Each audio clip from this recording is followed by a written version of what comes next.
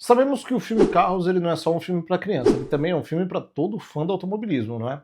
Afinal, quando você fala de nomes tão grandes na história do automobilismo, muitos estão lá, da Fórmula 1 e da NASCAR, da cultura americana. Mas um específico sempre chamou atenção. O carro azul de número 43, o modelo Plymouth Superbird, que é uma homenagem a Richard Petty. E aproveitando que o filme Carros vai voltar ao cinema, eu quero contar para vocês o porquê que esse carro, que durou apenas um ano e que nem sequer foi campeão, é tão icônico na história do automobilismo. Então vem comigo.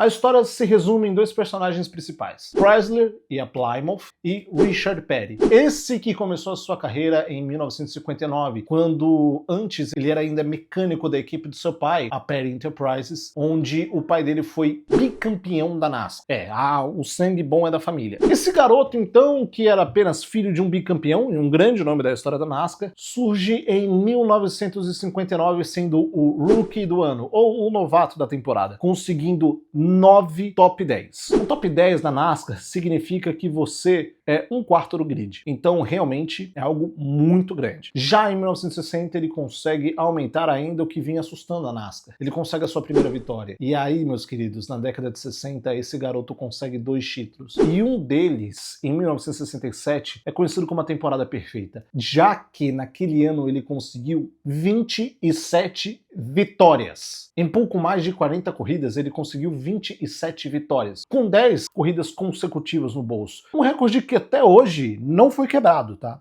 E aí os jornalistas daquela época acharam necessário encontrar apelidos para cada um dos pilotos consolidados dentro da NASCAR. E vendo a temporada perfeita do Richard, ficou difícil não chamar ele de O Rei. Entendeu a conexão agora? Né? Fez sentido?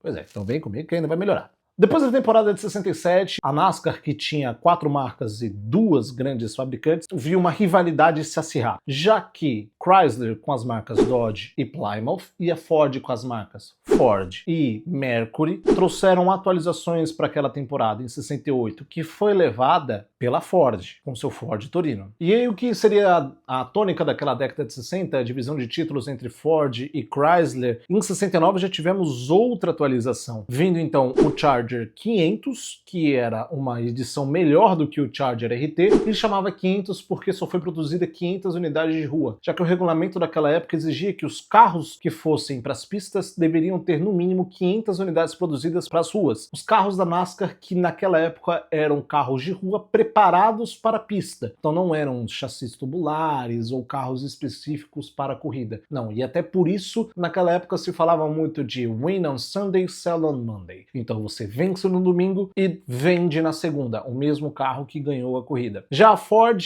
traz o Torino Talladega, em homenagem, óbvio, à pista Talladega, e o Mercury Cyclone Spoiler 2. E aí, nesse nomezinho, eu quero que você preste atenção. Já que, naquele fim de década, as equipes já estavam demonstrando um interesse maior na aerodinâmica dentro da NASCAR, e o Spoiler 2 já mostrou isso. Ele deu um spoilerzinho, meu Deus, que piadoca, do que seria a tônica depois em 1970 e também no final de 69. Já que o Mercury ele tinha um nariz um pouco mais alongado, onde tirava o ar da frente e jogava para as laterais e um pequeno aerofólio lá atrás. Então já havia um conhecimento técnico da aerodinâmica dos carros. Só que aí, meu querido, a Chrysler meteu o louco em 69 e pela primeira vez um carro americano foi produzido utilizando túnel de vento e também computadores, inteligência computacional. E trouxeram no final do ano o Charger Daytona. Mas antes de falar dele, tenho que te colocar mais uma coisa. Quem era da Chrysler, ou pelo menos muito íntimo de lá, já conhecia o Charger Daytona, já sabia que ele estava sendo produzido. Inclusive o rei, o Richard Petty. E ele viu o carro e falou, cara, esse carro é muito bom, esse carro é incrível, ele realmente vai conseguir ganhar um título. Cadê o meu? E a Chrysler disse, ué, como assim, cadê o seu? Você é um homem da Plymouth. Desde 59 lá atrás com seu pai, você corre em carros da Plymouth. Você acha agora que a gente vai te passar pra Dodge? Não, não, não. Vence no domingo e a gente vende na segunda os Plymouth. E aí o Petty olhou assim, eu não quero saber pra qual carro que você vai vender. Eu tô aqui para ganhar corrida. E a Chrysler, então ganhe com a Plymouth. Ele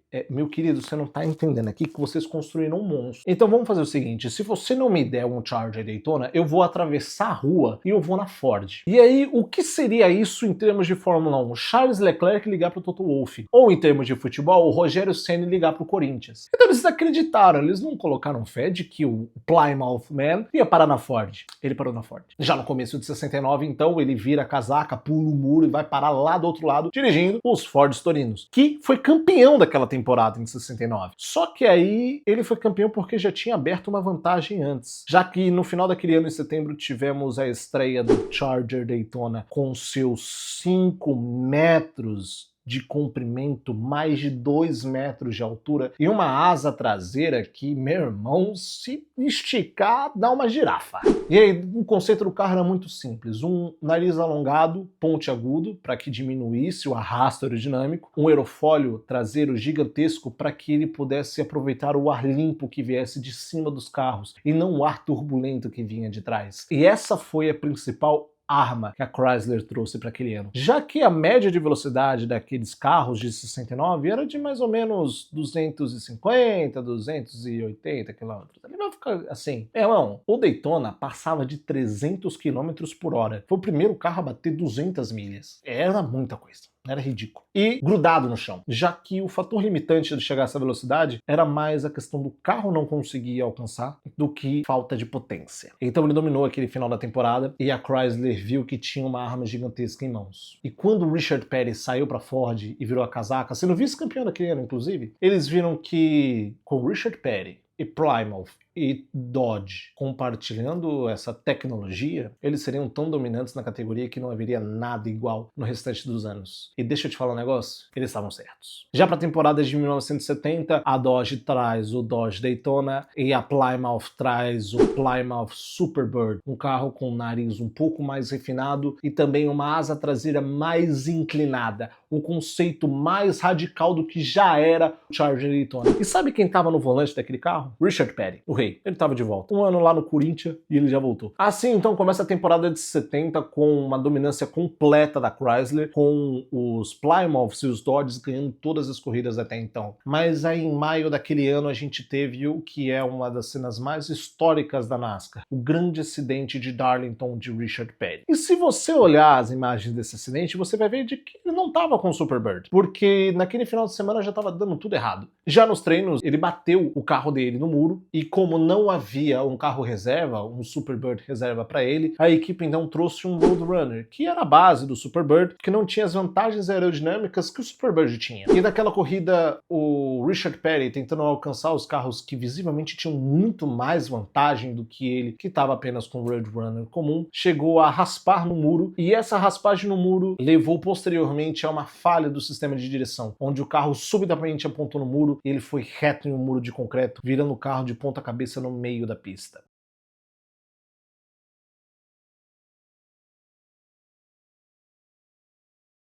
Essa é uma das cenas mais icônicas na carreira de Richard Petty e também de evolução de segurança na NASCAR, já que no momento em que o carro fica ao contrário, você vê os braços do piloto para fora. E aí dali foram formadas novas formas de segurar que o piloto não fique com seus membros para fora do carro em um momento de acidente. E aí por isso, durante 7 corridas daquela temporada, Richard Petty ficou de fora. Mas sabe o que é mais impressionante? É que ele era o rei. E naquela mesma temporada, de 48 corridas, onde os Rigid Warriors, os guerreiros alados, ganharam 36 de 48 corridas, Richard Petty ganhou 18 e ficou em sétimo. Foi uma das temporadas mais dominantes da carreira do Richard Petty e ele ficou em sétimo. E aquele ano de 1970 foi vencido pelo Dodge Daytona de número 71 da K&K Insurance. Um carro lindo demais, mas ele não é tão histórico quanto o nosso 43 azul, já que quando você tem o rei pilotando um dos carros mais dominantes e mais radicais que já foi feito na história do automobilismo, isso sim vira o ícone. Mas na temporada de 1971 na NASCAR, fábrica proibiu esses carros. Afinal, era uma vantagem muito grande com velocidades muito altas, e isso foi uma questão em Talladega mesmo, por exemplo, onde era uma pista de mais de 2 milhas com velocidades incríveis. Não havia segurança suficiente no NASCAR naquela época, e também para a NASCAR não faria sentido eles ficarem com apenas 2 marcas dominando. A Ford ainda tinha muito a aprender, e a GM ela nem estava apoiando as suas equipes, então não havia equipe de fábrica da GM, por exemplo. E é com isso que o número 43, o carro azul com um Plymouth Superbird, é tão histórico, ele é tão icônico, ele é a síntese de tudo que é automobilismo. Loucura, olhar tudo ao limite e ter um grande piloto atrás do volante.